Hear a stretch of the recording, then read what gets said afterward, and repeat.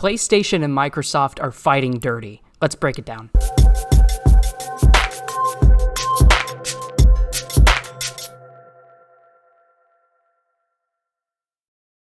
Leaked PlayStation intel reveals shocking number of Call of Duty players only play Call of Duty. And there's a whole slew of other news stories around this particular topic just because of the Microsoft deal and the court hearing with the FTC and the whole concept of Microsoft taking over Activision Blizzard.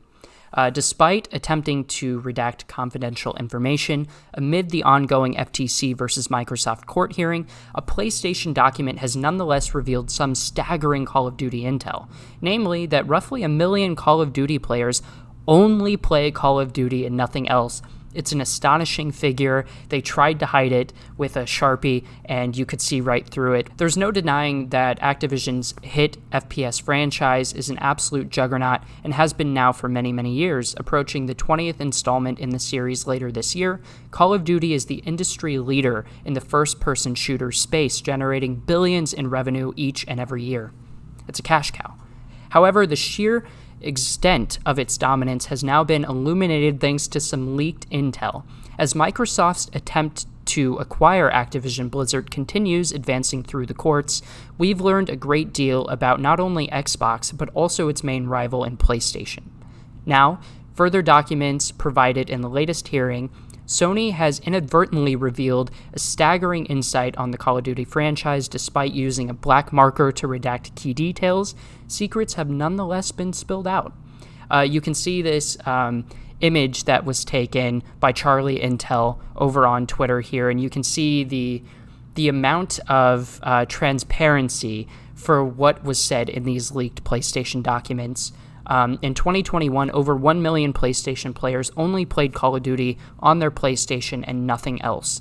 6 million PlayStation gamers spent 70% of their time only playing Call of Duty. So you can see here the conflict of interest for PlayStation. If Microsoft were to acquire Activision Blizzard, obviously Phil Spencer, the head of Microsoft Gaming, has said that they would not make Call of Duty exclusive to the Xbox platform.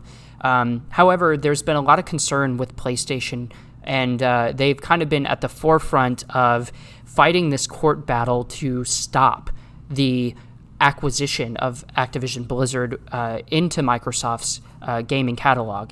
And yeah, of course, there's something to be said about monopolies, and specifically in the gaming industry, you can't have one studio have all of the AAA game developers. Yes, we all understand that. However, it's become clear just the reason as to why PlayStation might be so hard-pressed in making sure that this deal is stopped.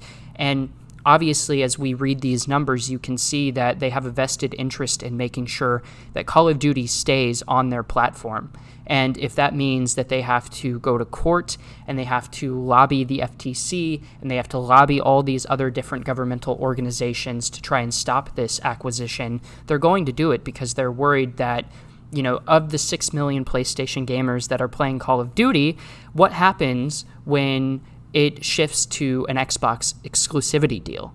Not saying that would happen because, again, Spencer has been adamant that it wouldn't be the case, that it would be exclusive to Xbox.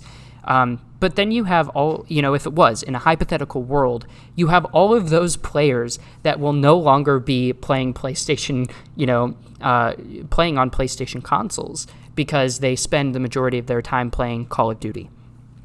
In total, the COD series attracts a jaw-dropping 70 million daily active users, according to Activision CEO Bobby Kotick.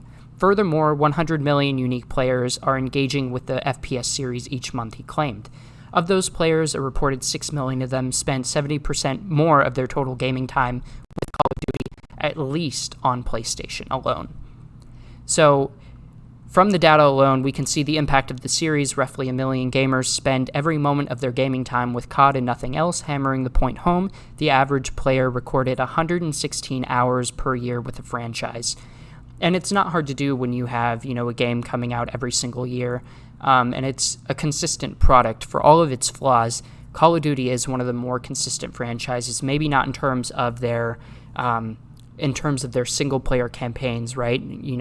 We had issues with Black Ops 3 and everything past that. But at the same time, the multiplayer experience in Call of Duty has been roughly consistent, with the exception of Vanguard. And that has led to a comfortability factor when talking about how players are interacting and experiencing Call of Duty games. And if you're delivering a consistent product, obviously people are going to keep playing the game. And when a new one releases, they're going to pick it up and they are going to play that game. And it's going to consume, for millions of people, it's going to consume all of their gaming time. And I think, there's something to be said about the cultural impact of gaming in terms of the sheer economics in the United States specifically, and how people spend their time with gaming. For a lot of people, it's not only that they like gaming, it's that they want some leisure time on a platform and in a game that feels consistent and they know exactly what they're getting out of, and they're interacting with it a little bit differently than someone who is playing, strictly a single player campaign, or even, a top-down style video game where there's a little bit more uniqueness to those things than there is in COD. So there's something to be said about it. It's kind of insane. Obviously, the deal so far has not been too good on Microsoft with the courts. They've had some blockage in terms of acquiring Activision Blizzard, and we'll just have to wait and see.